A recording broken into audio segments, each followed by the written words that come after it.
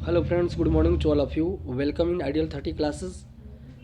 आइए हम सभी जो है, आई होप कि आप जो है आज विजयदशमी के दिन इस चैप्टर को जो है बिल्कुल तस्वीर और चित्र के साथ जो है इस चैप्टर को और बिल्कुल जो है साइंटिफिक मेथड से आपको पढ़ाया जा रहा है। और हम आशा करते हैं कि यह चैप्टर जो है आपको जो है बहुत ही, इस चैप्टर का एमसीक्यू आपको बहुत ही फ़ायदेमंद होगा आपके बोर्ड एग्ज़ाम के लिए। हम कंसेप्ट के साथ कोशिश करेंगे कि इस चैप्टर को पढ़ाया जाए। जैसे यहाँ देख रहे होंगे कि हम लोग जो चैप्टर जो निकाले हुए हैं यह क्लास 10th फिजिक्स मानव नेत्र तीसरा चैप्टर से लिया गया है, जिसे मानव नेत्र वायुमंडलीय अपवर्तन तथा वर्ण विक्षेपण के बारे में चर्चा की गई है। आप यहाँ देख रहे होंगे सबसे पहले कि निम्नलिखित में से कौन नेत्र लेंस का रंगीन भाग है। तो सबसे पहले फ्रेंड्स कोशिश करेंगे कि क्वेश्चन स्टार्ट करने से पहले कुछ हम लोग जो है पहले इसके बारे में, मानव नेत्र के बारे में हम लोग जो है पढ़ लें, ताकि जो है आगे हम लोग जो उस पर क्वेश्चन करेंगे तो बिल्कुल जो है आसान आपको प्रतीत होगा। तो आइए हम लोग थोड़ा सा पहले कंसेप्ट पढ़ते हैं और फिर जो है इसके बाद तो फिर क्वेश्चन आंसर पर आते हैं। जैसे देखिएगा यहाँ पर जो है मानव नेत्र से जो है रिलेटेड कुछ चीज़ें दी गई है और मानव नेत्र का जो है यहाँ नामांकित चित्र बनाया गया है।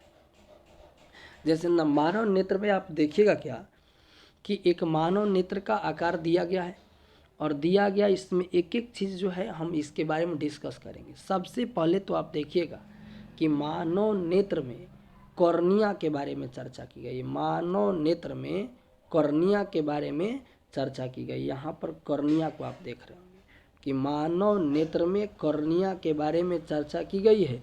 तो इस कॉर्निया के बारे में आइए हम थोड़ा सा आपको डिस्कस करते हैं कि आखिर कॉर्निया क्या है। तो देखिए यहाँ पर आप तो देख रहे होंगे कॉर्निया है यह, और यह जो आँख का सबसे बाहरी भाग यह कॉर्निया है। और कॉर्निया के बारे में हम लोग थोड़ा सा जानते हैं कि कॉर्निया जो है जब व्यक्ति की मृत्यु हो जाती है तो 48 से 72 घंटा तक जीवित रहने वाला यह कॉर्निया होता है। अर्थात आपसे इससे क्वेश्चन कैसे राइज कर सकता है, क्वेश्चन कैसे एग्जाम में पूछा जा सकता है कि आँख का वह भाग जो नेत्र दान के समय दान में दिया जाता है वह कौन सा भाग होता है। तो वह उसका आंसर कॉर्निया ही होगा। कॉर्निया नेत्र का जो है वह भाग होता है जो दान में दिया जाता है, यानी व्यक्ति की मृत्यु के 48 से 72 घंटा तक यह जीवित रहता है। अतः नेत्रदान के समय कॉर्निया को ही दान दिया जाता है। दूसरी बात आप देख रहे होंगे इसमें जो है पुतली के बारे में, दूसरा जो है पुतली के बारे में आप देख रहे होंगे। तो देख रहे होंगे कि यहाँ जो है यह पुपिल है, यह यहाँ नेत्र लेंस से इससे पहले आपको पुपिल होगा। हम आपको दिखाएंगे कि वहाँ पर जो पुपिल कैसा होता है, पुतली। जैसे आप यहाँ पर देखिएगा, आपको दिखा रहे हैं कि पुतली कैसा होगा, पुतली कैसा होता है। ज़रा इसमें इस क्वेश्चन में आप देखेंगे यह जो ब्लैक वाला जो भाग है यही पुपिल है। ब्लैक वाला जो यह भाग है यही पुपिल है। और इस पुपिल का काम होता है कि सूर्य का प्रकाश जब हमारी आँख पर पड़ती है तो इसको वह नियंत्रित करने का काम करता है। जो पुपिल है वह सूर्य के प्रकाश को, हमारे जब आँख पर सूर्य का प्रकाश पड़ता है तो उसे नियंत्रित करने का काम यही पुपिल करता है। अतः आप यहाँ पर पुपिल के बारे में देख लिए। तो आइए हम लोग फिर से उस टॉपिक पर आते हैं कि पुतली क्या है। अगला, इसको पुपिल भी बोला जाता है इंग्लिश में। अब है आइरिस। यह जो आइरिस क्या है, तो देखिए आइरिस या इसी को हम लोग जो है परितारिका कहते हैं। आइरिस या इसी को क्या कहा जाता है, परितारिका। आइरिस या इसी को परितारिका कहा जाता है। तो आप यहाँ देख रहे होंगे कि आइरिस को ही परितारिका कहा जाता है। और देखते होंगे कई व्यक्ति का जो आँख है उसमें जो जो बुल्लू वाला की, जैसे यहाँ पर आप देख रहे होंगे यही है परितारिका, यही है आइरिस। यह आइरिस है। तो कई व्यक्ति में यह नीला रंग का पाया जाता है, कई व्यक्तियों में यह ब्लैक कलर का, या जो है आप उजला कलर के देख रहे होंगे तो यहाँ ब्लैक कलर के बगल में। तो यहाँ जो आप देख रहे हैं कि यह आइरिस जो होता है, इसी के कारण यह जो है व्यक्ति का रंग नीला, काला, उजला, यानी आँखों का रंग जो होता है वह परितारिका के कारण ही अलग अलग होता है। देखते होंगे कि ऐश्वर्या राय का आँख देखिएगा जैसे, तो वह आप देखेंगे कि उसका जो जो लोग बोलता है भोजपुरी में कि क्विस है, क्विस, अतः उसका आँख जो है नीले रंग का है यहाँ, अतः परितारिका के कारण ही ऐसा होता है। आइए आगे हम बढ़ते हैं। तो यहाँ परितारिका के बारे में जान गए। अब तीसरा जो है, अब इसके बाद हम लोग जानेंगे इसके बारे में,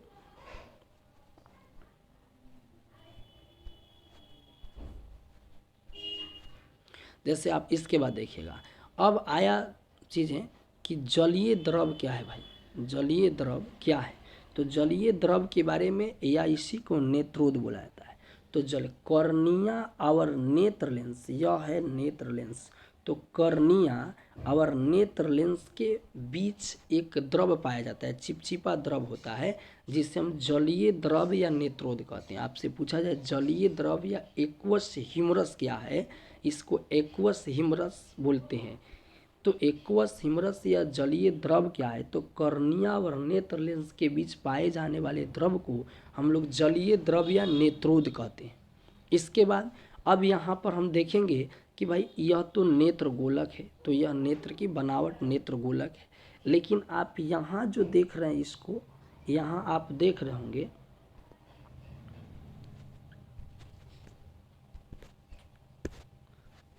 यहाँ आप देख रहे होंगे जैसे कि यह वाला भाग, यह, तो यह वाला जो भाग होता है वह देख रहे हैं कि नेत्र लेंस को दोनों तरफ से पकड़ करके रखा है, सिलियरी मांसपेशी। सिलियरी मांसपेशियों का काम होता है कि नेत्र लेंस को अच्छी तरह से पकड़ करके रखना। लेकिन कई बार ऐसा होता है कि जब सिलियरी मांस बढ़ते उम्र के साथ सिलियरी बॉडीज या सिलियरी मांसपेशियों में जो है वह थोड़ा सा क्या होता है कि सिलियरी मांसपेशियाँ लूज पड़ जाती है, जिसके चलते नेत्र लेंस का जो सामंजन क्षमता है, मतलब जहाँ पर वह फिक्स होता है वहाँ से थोड़ा सा इधर उधर हो जाता है, और इसलिए व्यक्ति के आँखों में एक प्रकार की दोष हो जाती है, जिसे नेत्र दोष कहा जाता है या दृष्टि दोष कहा जाता है। और यह आप पढ़े हो कि दृष्टि दोष जो है यह 3 प्रकार का होता है, निकट दृष्टि दोष, दूर दृष्टि दोष तथा जरा दूरदर्शिता। एक और प्रकार का दोष होता है अबिंदुकता। ठीक है, तो यहाँ पर आप देख रहे हो सिलियरी मांसपेशियों का काम क्या है, तो सिलियरी मांसपेशियों का काम है नेत्र लेंस को पकड़ करके रखना। इसके बाद देखिएगा हमारी आँख का जो सबसे अच्छा भाग है वह रेटिना है, जो सबसे इम्पॉर्टेंट भाग है। रेटिना का काम होता है कि आँख पर, जैसे हमारे आँख पर जो किसी वस्तु का प्रतिबिंब बनता है तो वह रेटिना पर ही बनता है। रेटिना पर हमारे आँख पर जो है किसी वस्तु का प्रतिबिंब पूछा जाएगा कि मानव नेत्र में किसी वस्तु का प्रतिबिंब कहाँ बनता है, तो रेटिना पर बनता है। याद रखिएगा कि रेटिना पर प्रतिबिंब बनता है। रेटिना को हिंदी में दृष्टि पटल कहा जाता है, और इस पर जो प्रतिबिंब बनता है वह वास्तविक उल्टा तथा वस्तु से छोटा प्रतिबिंब बनता है, लेकिन हमारे मस्तिष्क को इसे सीधा देखने की अनुभूति होती है। अगला है श्वेत पटल या स्क्लेरोटिक क्या है, तो देखिए यह वाला जो भाग है वह श्वेत पटल कहलाता है। यह वाला जो भाग है वह श्वेत पटल कहलाता है, और रेटिना और श्वेत पटल के जो बीच का भाग जो उजला वाला है यह कोरोवाइड कहलाता है।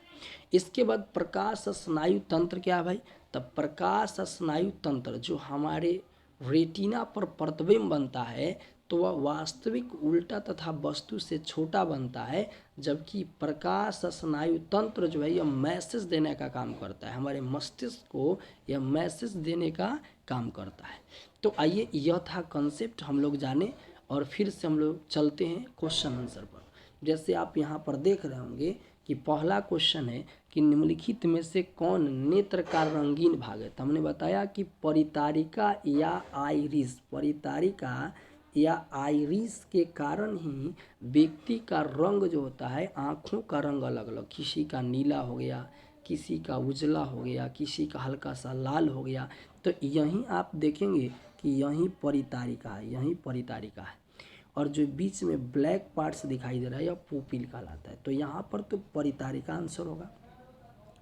इसके बाद इससे ऑप्शन कॉर्निया किया आता था कि कॉर्निया भाई नेत्र लेंस का जो है, यहाँ पर देख रहे हैं नेत्र दान के समय कॉर्निया वाला दान दिया जाता है भाग।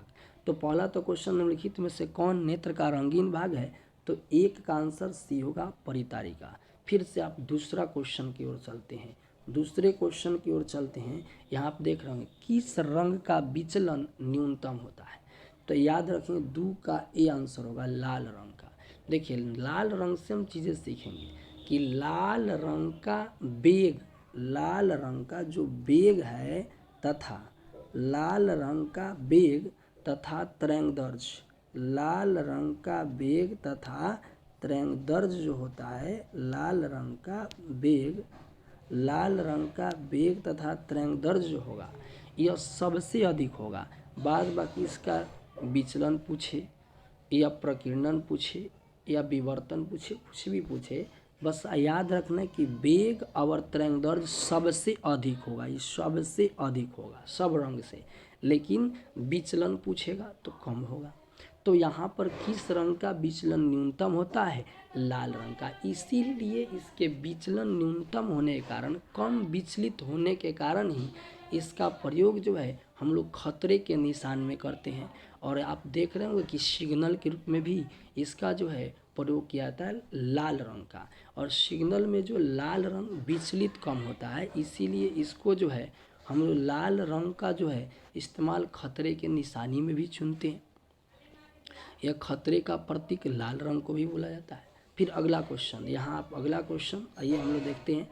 अगला क्वेश्चन तीसरा नंबर जो क्वेश्चन होगा वह होगा समान नेत्र के लिए दूर बिंदु है। तो देखिए समान नेत्र मतलब एक ऐसा आँख जो खराब नहीं हुआ हो, जिसमें कोई खराबी नहीं हो, स्वस्थ आँख की बात हो रहा है। तो समान नेत्र के लिए दूर बिंदु जो होगा वह अनंत होगा। समान नेत्र के लिए दूर बिंदु पूछे तो अनंत होगा, अगर निकट बिंदु पूछे तो 25 cm होगा। तो यहाँ पर दूर बिंदु पूछा जा रहा है तो अनंत हो जाएगा। अगला क्वेश्चन जो होगा 4 नंबर में आप देखेंगे 4 नंबर जो क्वेश्चन होगा, प्रकाश की किस घटना के कारण सूर्य में वास्तविक सूर्योदय से लगभग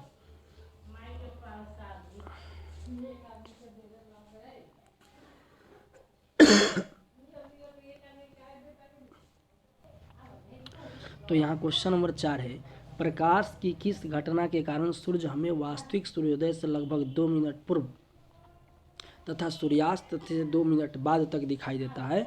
तो यह होगा वायुमंडलीय अपवर्तन। वायुमंडलीय अपवर्तन जो ऑप्शन नंबर आपका क्या हो जाएगा, तो जो ऑप्शन नंबर हो जाएगा बी, प्रकाश की वायुमंडलीय अपवर्तन। वायुमंडलीय अपवर्तन के कारण इस सूर्योदय से 2 मिनट पहले और सूर्यास्त से 2 मिनट बाद तक सूर्य हमें दिखाई देता है। अगला क्वेश्चन जो क्वेश्चन नंबर 5 होगा, यहाँ देख रहे होंगे वायुमंडल में प्रकाश के किस वर्ण का, वर्ण मतलब होता है रंग, वर्ण मीन्स होता है रंग। तो वायुमंडल में प्रकाश की किस वर्ण का प्रकीर्णन अधिक होता है, तो यहाँ पर हो जाएगा नीला रंग का। नीला रंग का प्रकीर्णन सबसे अधिक होता है, इसीलिए आकाश में नीला प्रतीत होता है। अगला जो क्वेश्चन होगा, यहाँ देखें निकट दृष्टि दोष को किस लेंस के द्वारा दूर किया जा सकता है, तो आंसर होगा अवतल लेंस। देखिए निकट दृष्टि दोष में व्यक्ति को निकट की वस्तु दिखाई देगी और दूर का वस्तु दिखाई नहीं देता है। जैसा दोष होगा वहाँ की वस्तु दिखाई देगी। जैसे दूर दृष्टि दोष होगा तो दूर की वस्तु दिखाई देगी और निकट की वस्तु दिखाई नहीं देगी। जबकि निकट दृष्टि दोष होगा तो निकट की वस्तु व्यक्ति को दिखाई देगा लेकिन दूर की वस्तु दिखाई नहीं देगा। अतः निकट दृष्टि दोष को दूर करने के लिए हमें अवतल लेंस का इस्तेमाल करना पड़ेगा। आइए अगला क्वेश्चन होगा, क्वेश्चन नंबर यहाँ पर आप देख रहे होंगे 7 में कि किस लेंस का उपयोग कर दीर्घ दृष्टि दोष अर्थात दूर दृष्टि दोष को दूर किया जा सकता है। इसको हाइपर मायोपिया बोला जाता है। यहाँ पर देखेंगे तो किस लेंस का उपयोग कर दीर्घ दृष्टि दोष को संशोधित किया जा सकता है अर्थात ठीक किया जा सकता है, तो उत्तल लेंस हो जाएगा। दीर्घ दृष्टि दोष के लिए उत्तल लेंस। दीर्घ दृष्टि दोष में ग्रसित जो व्यक्ति होगा दीर्घ दृष्टि दोष से, उसे दूर की वस्तु दिखाई देगी, निकट की वस्तु दिखाई नहीं देगी। तो 7 का आंसर क्या हो जाएगा? बी। अगला क्वेश्चन आप देखेंगे। अगला क्वेश्चन, किसी अंतरिक्ष यात्री को आकाश कैसा प्रतीत होता है? तो आंसर याद रखेगा 8 का ए होगा काला। किसी अंतरिक्ष यात्री को आकाश काला दिखाई देता है। किसी अंतरिक्ष यात्री को आकाश कैसा दिखाई देता है? काला दिखाई देता है। तो किसी अंतरिक्ष यात्री को आकाश काला दिखाई देता है, तो यहाँ पर हो जाएगा काला। किसी अंतरिक्ष यात्री को आकाश कैसा दिखाई देता है? तो काला दिखाई देता है। इसके बाद आप देखेंगे तो आखिर अंतरिक्ष यात्री को आकाश काला क्यों दिखाई देता है? तो याद रखिए फ्रेंड्स कि अंतरिक्ष में जो है वायुमंडल अनुपस्थित होता है, और वायुमंडल के अनुपस्थित होने के कारण ही हमें जो है अंतरिक्ष में अंतरिक्ष यात्री को आकाश काला दिखाई देता है। तो क्वेश्चन यहाँ पर जो आप देख रहे होंगे कि क्वेश्चन नंबर 8 का ए आंसर होगा। इसके बाद आप देखिएगा अगला क्वेश्चन 9 नंबर, कहा कि सामान्य दृष्टि दोष के लिए स्पष्ट दृष्टि की न्यूनतम दूरी। तो देखिए अधिकतम दूरी पूछा तो अनंत, और न्यूनतम दूरी पूछे तब 25 cm हो जाएगा। सामान्य दृष्टि दोष मतलब ऐसा व्यक्ति जिसका आँख खराब नहीं हुआ है, तो उस व्यक्ति के लिए स्पष्ट दृष्टि की न्यूनतम दूरी 25 cm होगी। उस व्यक्ति के लिए स्पष्ट दृष्टि की न्यूनतम दूरी 25 cm। 9 का ए आंसर होगा। अगला आप देख रहे होंगे क्वेश्चन नंबर यहाँ पर जो देखिएगा 10 नंबर। तो क्वेश्चन नंबर आप 10 देखेंगे, यहाँ पर दिया गया पुतली के साइज को कौन नियंत्रित करता है? तो यहाँ पर देखिए ब्लैक वाला जो भाग है इतना दूर, यह वाला भाग, यह पुतली कहलाता है। और इसके साइज को नियंत्रित कौन करेगा? परितारिका करेगा। पुतली के साइज को नियंत्रित करने का काम परितारिका करती है, आइरिस। इसी को क्या बोलेंगे? तो आइरिस बोलते हैं। तो पुतली के साइज को नियंत्रित करने का काम आइरिस करता है। इसके बाद आगे देखते हैं भाई, अगला जो होगा अगला क्वेश्चन कि किस दृष्टि दोष को, यहाँ देखिए क्वेश्चन नंबर यह जो था यहाँ पर, इसके पहले क्वेश्चन नंबर कितना था? तो इसके पहले वाला क्वेश्चन नंबर 10 था। यह थोड़ा सा मिस्टेक है, नंबरिंग मिस्टेक है, तो यहाँ पर क्वेश्चन नंबर 11 हो जाएगा आपका। यह क्वेश्चन नंबर 11 होगा। तो यहाँ किस दृष्टि दोष को द्विफोक्सी लेंस के द्वारा, द्विफोक्सी लेंस में कैसा लेंस है भाई? तो इसमें उत्तल और अवतल दोनों प्रकार का लेंस लगे रहते। इस दृष्टि दोष से ग्रसित व्यक्ति के चश्मे में, इस दृष्टि दोष से ग्रसित व्यक्ति के चश्मे में उत्तल और अवतल दोनों प्रकार का लेंस होता है।